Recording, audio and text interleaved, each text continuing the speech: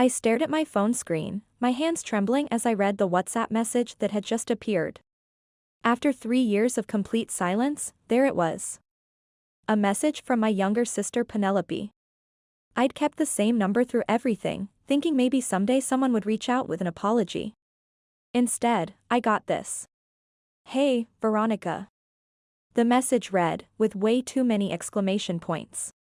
"I know we haven't talked in forever, but I'm turning 35 next week and having a huge party at Mom and Dad's. Everyone's going to be there, the whole family. You should totally come. We miss you so much and it's time to put all that drama behind us, don't you think?" There were photos attached. The dining room at my parents' house decorated with expensive-looking balloons and flowers, a catered spread that probably cost more than my monthly grocery budget. My chest tightened with a familiar anger. 3 years. 3 whole years since I'd spoken to any of them. My parents, Penelope, or the army of judgmental relatives who thought they knew what was best for my life. I'd gone completely dark on social media, never posted photos of Zara, never shared updates about my teaching job or my small victories as a single mother. As far as they knew, I'd simply vanished after my divorce. I'm Veronica, 38 years old now, and I've learned to be proud of who I've become. Back then I was 35, trapped in a marriage that was slowly killing my spirit, teaching high school English in the same town where I grew up. Everything seemed manageable until that awful night. The night Blake came home drunk and admitted to everything. My finger hovered over the delete button. I should just erase this message and go back to grading papers like nothing happened. That's what I'd been doing for 3 years, and honestly, my life had become something beautiful without them in it. But something made me pause. Maybe it was curiosity. Maybe it was time to show them exactly who I'd become. I picked up my phone and called the one person who'd stood by me through everything. "What's wrong?" Marcus answered immediately, recognizing something in my voice. "You won't believe what just showed up on my phone," I said, my voice sharper than I intended. "My sister Penelope. She's having a birthday party and wants me to come, like nothing ever happened," I said. "What are you thinking?" he asked. I ran my hand through my hair, a nervous habit I developed during those dark months after the divorce. "I think I want to go," I said. "Veronica, are you sure? After what they put you through during the divorce," he asked. "Yeah, I think it's time. It's been 3 years, and I'm not the same broken woman who left that town," I said. After we hung up, I opened my laptop and booked a flight. The party was next weekend at my parents' house, a 4-hour flight that felt like crossing into enemy territory. I'd moved to Oregon after my world fell apart, putting half the country between me and their toxic judgments. As I pulled out my suitcase, I wondered how much they'd all changed. Did my mother still spend a fortune at the salon every week, keeping up appearances for the country club? Did my father still wear those expensive suits even in retirement, playing the part of the distinguished former bank executive? And Penelope. Was she still living off our parents' money while working part-time at some meaningless job, pretending her life was Instagram perfect? On the plane, my mind kept drifting back to that nightmare, the night my world crumbled. Blake stumbled through our door at 2 a.m., reeking of alcohol and perfume. I was grading papers, trying to ignore the knot in my stomach. When I looked up, his bloodshot eyes told me everything was about to come out. "I can't do this anymore," he slurred, collapsing into the chair. "Can't do what, Blake?" I asked. "Pretend I'm happy. Pretend I love you. Pretend this marriage isn't a joke," he said. My papers scattered as my hands went numb. "I've been cheating. Multiple women. And gambling. The savings are gone. All of it," he said. But worse than Blake's betrayal was what came next. When I called my parents sobbing, I expected comfort. Instead, Mom said, "Marriage takes work, Veronica. You can't just give up." Dad added, "Blake's going through a rough patch. Maybe if you'd been more supportive." Then Penelope delivered the final blow, "You have been distant lately. Maybe this is partly your fault?" Blake always seemed unhappy. That's when I realized my family had chosen sides and it wasn't mine. I filed for divorce that week. I quit my job, packed what mattered, and left. 4 months, relatives called saying I was being dramatic. Divorce is such an ugly word, they whispered. Think about the family's reputation, they said. I didn't respond to any of them.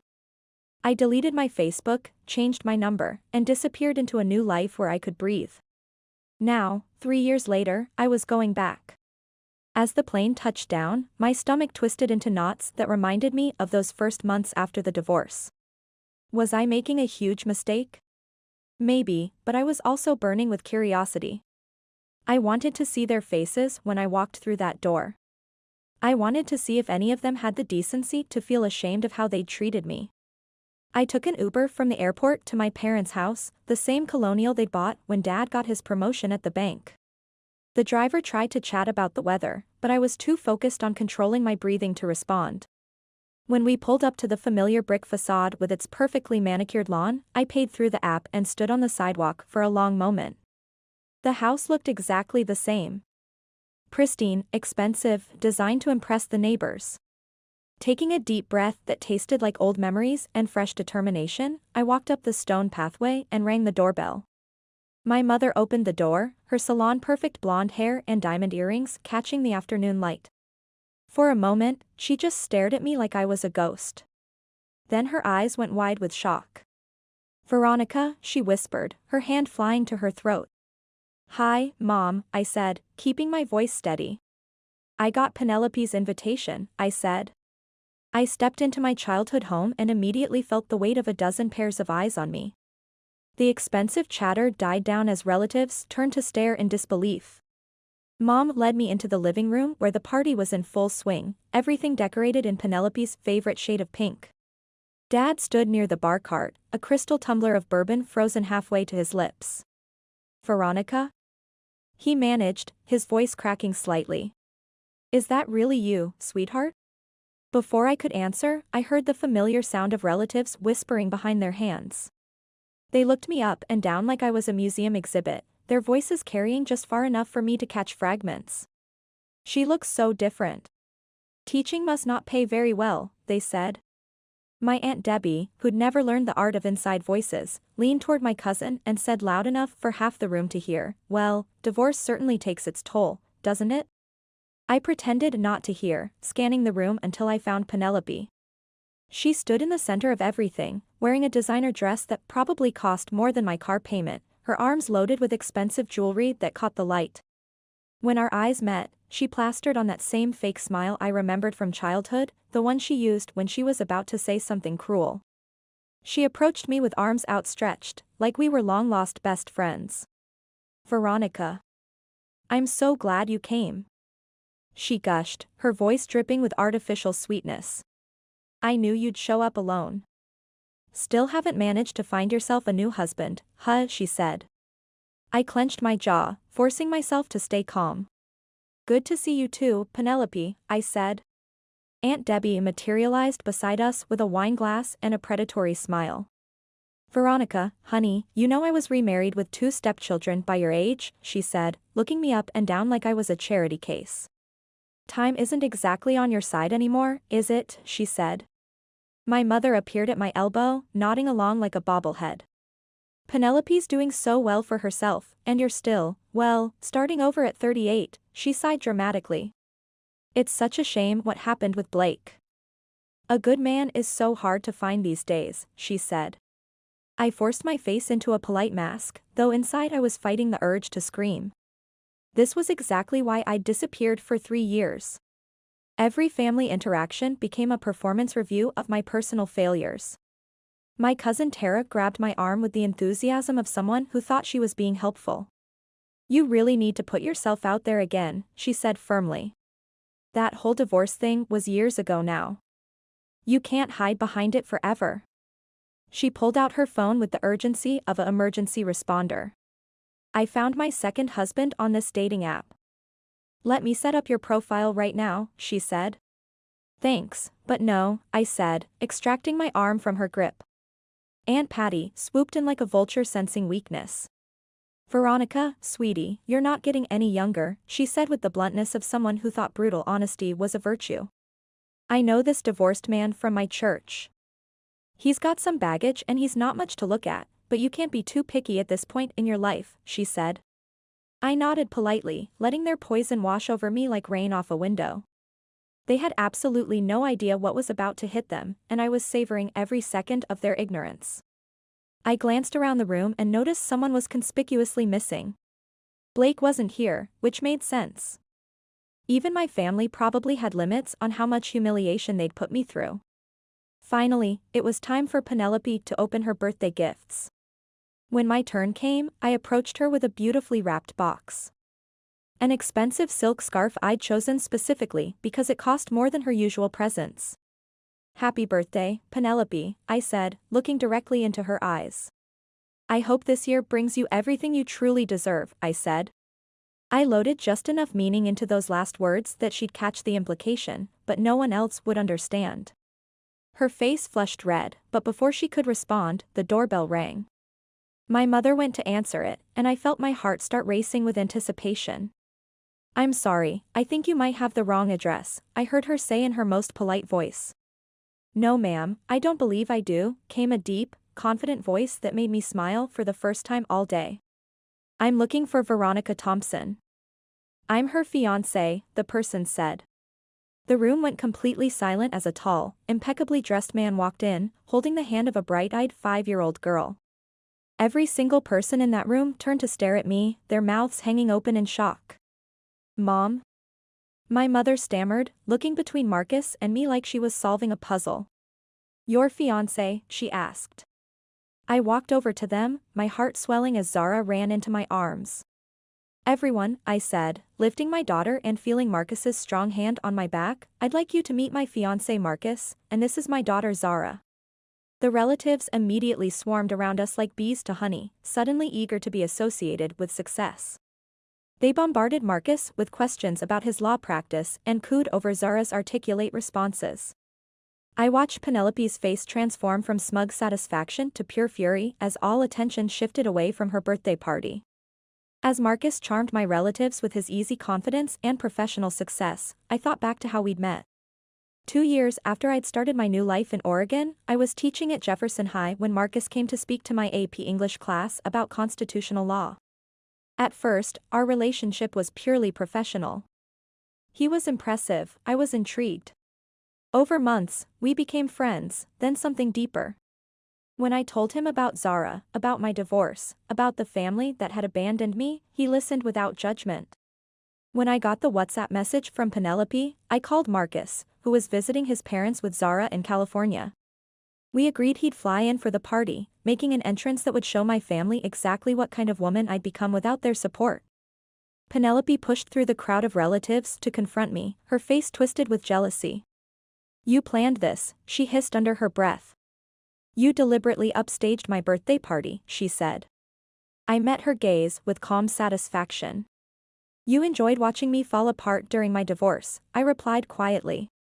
Now it's your turn to watch me rise. My mother approached us, tears of confusion and regret in her eyes. Why didn't you tell us about Marcus? About getting engaged? We're your family, she said.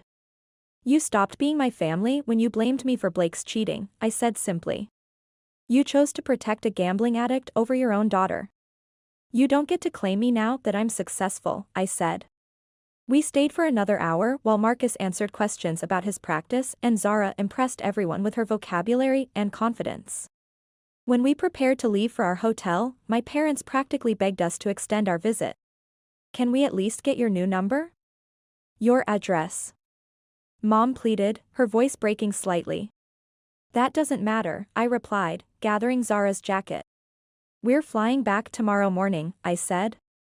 As we walked toward the door, I saw Penelope standing alone by her pile of birthday gifts, watching us leave. For just a moment, I thought I saw something like regret flicker across her face.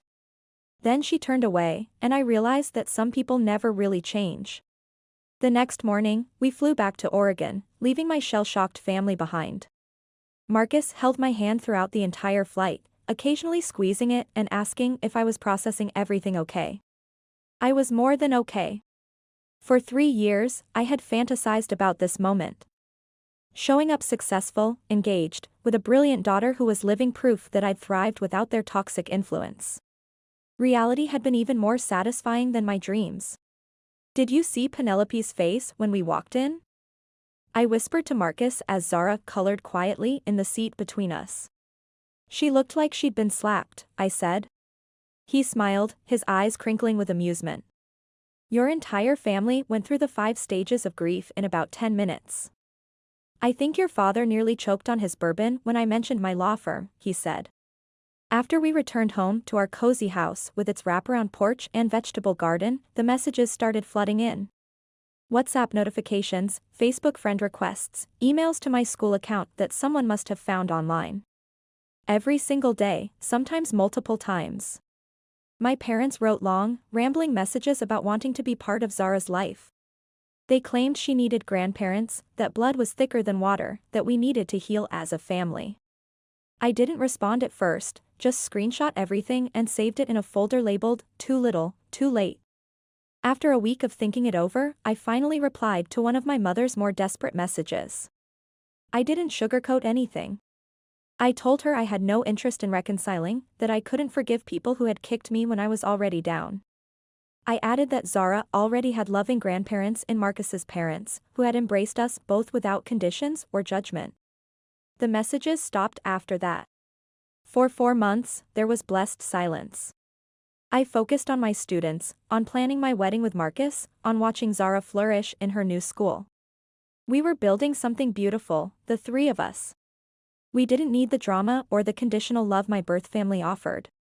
Then, on a rainy Saturday morning in February, our doorbell rang. Marcus was at his office catching up on case files, and Zara was at a sleepover with her best friend Emma. I was alone, grading essays in my pajamas and enjoying the quiet. I opened the door and felt like someone had thrown ice water in my face. Standing on my covered porch were my parents, both looking smaller and older than I remembered, with matching suitcases at their feet. "How did you get our address?" I demanded, not moving from the doorway. Mom's eyes were already filling with tears. "We need to talk to you, Veronica. Penelope had her baby last month." She fumbled with her phone, showing me photos of Penelope holding a tiny newborn. A little girl. "She named her Lily," Mom said. "We know we messed up," Dad added, his voice rougher than usual. "We should have supported you during the divorce instead of what we did. We want to make this right." I noticed their expensive luggage then, the kind they used for their European vacations. They had clearly expected me to welcome them with open arms, to let them stay in my guest room and play happy family. I stepped outside and pulled the door shut behind me. "There's a coffee shop downtown," I said, crossing my arms against the February chill. "We can talk there." Disappointment and hurt flashed across my mother's face. I could practically see her imagining a different scenario. Tears, hugs, immediate forgiveness, and grandmother time with Zara. But I wasn't that broken woman anymore. I wasn't sure I'd ever be ready for that kind of vulnerability again. At the coffee shop, we sat at a table by the window while rain streaked the glass. My parents looked completely out of place in the casual, artistic atmosphere of my adopted town. I ordered a latte for myself and waited for them to speak first. "We're sorry," Mom began, her manicured hands trembling around her coffee cup. "We should have stood by you when he did what he did to your marriage." She couldn't even say the words "I cheating" or "gambling." "When he destroyed our family," I supplied bluntly. "When he betrayed me and you blamed me for it," I added. Dad flinched like I'd hit him. "We handled everything wrong, Veronica. We thought we were trying to save your marriage, but we ended up losing you instead," he said. "Yes, you did," I agreed, my voice steady and cold. "You chose to protect my abuser over your own daughter. You always chose Penelope over me." "That's not true," Mom protested, but her voice was weak. I leaned back in my chair, suddenly feeling exhausted. "Isn't it? When we were kids, Penelope broke my science fair project the night before it was due. You told me to forgive her because she was younger. When she borrowed my homecoming dress without asking and ruined it with makeup stains, you said it was just fabric. When Blake was cheating and gambling away our savings, you told me to be a better wife." I took a slow sip of my latte. "So yes, you always chose her over me." They sat in uncomfortable silence for a long moment. Then Dad cleared his throat awkwardly. We'd like to stay for a few days. Get to know Zara. Maybe meet Marcus properly. Absolutely not, I said firmly. That's not happening. I'll send you school photos of Zara if I feel like it, but I'm not ready to have you in our daily life, I said. But we're family, Mom insisted, tears finally spilling over. Zara is our granddaughter, she said. Family doesn't abandon each other when things get tough, I replied. Family doesn't blame the victim. You weren't there when I needed you most. After we finished our coffee, I drove them to the nicest hotel in town. Mom cried openly as they checked in, and Dad looked like he'd aged 10 years in one afternoon. I felt a small pang of guilt but pushed it down hard. They had made their choice 3 years ago when I was drowning. Now they had to live with the consequences of that choice. In the weeks that followed, Penelope started sending messages too. Long, rambling texts about how much she missed having a sister, how she wanted Lily and Zara to know each other, how we should put the past behind us. I read every single one and deleted them without responding. I didn't hate her anymore. That burning rage had cooled into something more like indifference, but I sure as hell didn't trust her either. A year passed like pages in a book I was finally enjoying. Marcus and I celebrated Zara's 6th birthday with a backyard treasure hunt and chocolate cake. Marcus's parents flew in from California, bringing thoughtful presents and genuine warmth. I watched them with Zara. Patient, engaged grandparents completely devoted to her happiness. That evening, a WhatsApp message popped up from my mother about Penelope's life falling apart.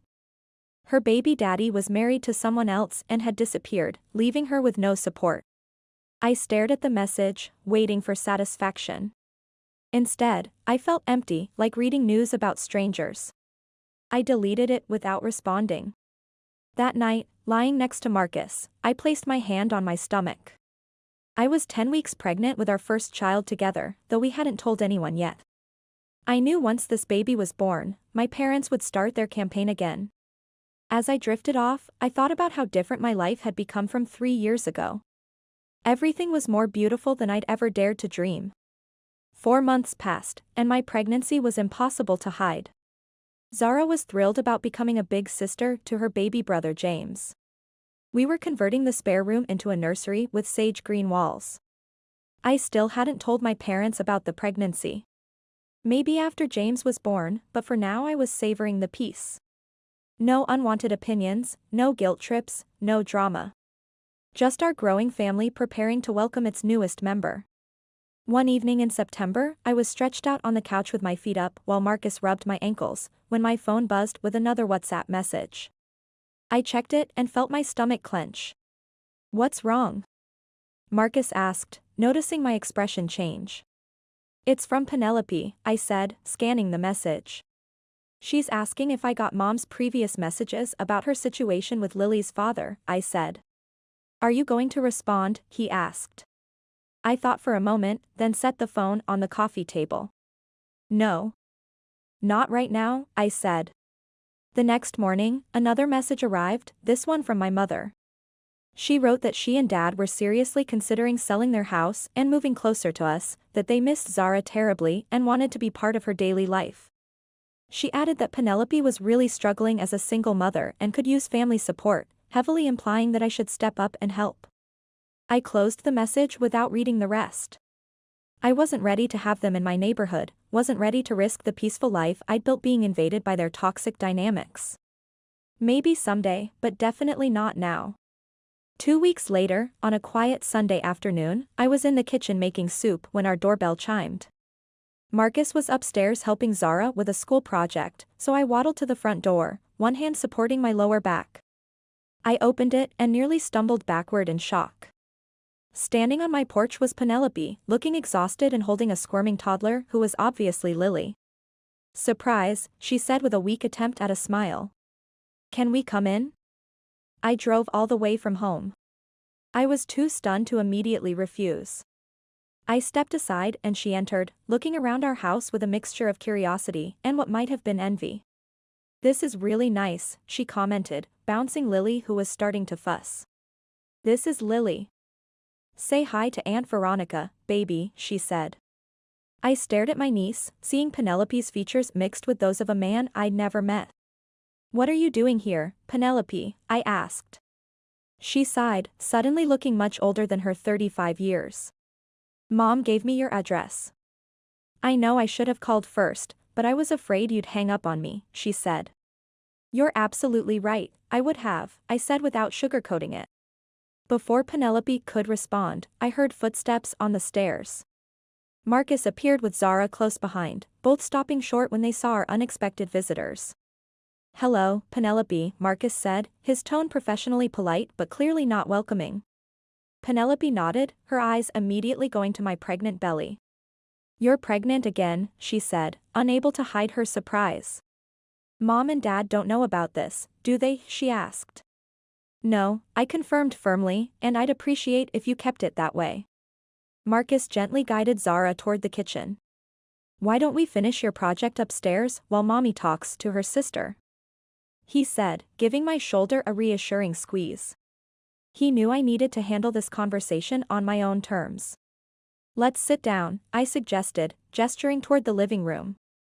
Penelope settled on the couch with Lily on her lap, while I took the armchair across from them, keeping some distance between us. Why are you really here? I asked again, cutting straight to the point. She looked down at her daughter, then back up at me with something that might have been shame in her eyes. I wanted to apologize. Not through a text or a phone call, but face to face. She took a shaky breath. What I did during your divorce was unforgivable. I was jealous of you. I always have been. You were always the smart one, the successful one, the one with your life together. Mom and Dad were constantly holding you up as an example, she said. I let out a laugh that held no warmth. That's not how I remember it. They always made excuses for you, I said. Maybe they did, she admitted, but they were always telling me I should be more responsible like you, more focused like you. And when Blake messed up your marriage, I saw it as proof that you weren't perfect after all. So you decided to kick me when I was down, I said bluntly. Yes, she whispered, her voice barely audible. And look how that worked out for me. She gestured to Lily. I'm a single mother with no support, no reliable income, and a daughter who will never know her father, she said. I felt a complicated mix of emotions, anger at her past cruelty, satisfaction that karma had found her, but also an unexpected twist of sympathy. I knew exactly how terrifying it was to raise a child alone, how exhausting it could be even with a support system. I'm not asking you to forgive me, Penelope continued, her voice thick with unshed tears. I know I don't deserve that. But I wanted Lily to know her aunt and her cousin. I wanted to try to build something better between us, if you're willing to try, she said. I studied my sister carefully, really looked at her. The entitled, careless girl I'd grown up with was gone. In her place sat a woman who looked worn down by life and genuinely remorseful. I can't promise anything big, I said finally. But maybe we can start small. Photos of the kids, occasional messages. Eventually, maybe planned visits, I said. Relief flooded her face. Thank you, she breathed, tears finally spilling over. That's more than I hoped for, she said. We talked for another hour while Lily played quietly with some of Zara's old toys. Penelope told me about the struggles of single motherhood, about the man who had lied about his entire life, about how our parents were getting older and more demanding. I shared carefully selected updates about my teaching, about Zara's achievements, about the baby we were expecting. That night, after Zara was asleep, Marcus and I sat on our back deck watching the stars appear. I rested my head against his chest, feeling James move inside me. What are you thinking about? He asked, his fingers gently stroking my hair. About family, I replied. About second chances, I said. Are you going to let them back into your life? He asked. I considered the question seriously. Not all at once, I decided. But maybe slowly, carefully. For Zara and James, if nothing else, I said. The next day, I sent my mother a brief email. I attached a recent photo of Zara at her school science fair and mentioned that we were expecting another baby in the winter. I didn't say I forgave anyone or extend any invitations, but it felt like opening a door just a crack. 3 months later, James Marcus was born, 8 pounds, 2 ounces, with dark hair and his father's jawline. Marcus's parents flew in immediately, staying 3 weeks to help with Zara and the baby. When we brought James home, a package waited on our porch. Inside was a hand-knitted baby blanket and a card signed by my parents and Penelope. "Congratulations on your beautiful family. We're here whenever you're ready," it read. I showed Marcus the blanket, running my fingers over the stitching. "My mom taught me to knit when I was 8, I said. "She must have spent months making this," I said. I placed it in James's crib next to the quilt Marcus's mother had made. 2 blankets from 2 sets of grandparents.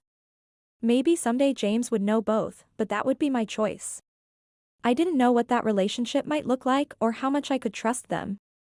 But carrying anger wasn't helping anyone, especially not my children.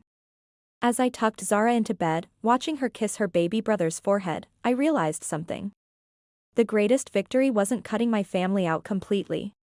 It was building something beautiful despite what they'd done, then deciding on my own terms whether they deserved to witness it.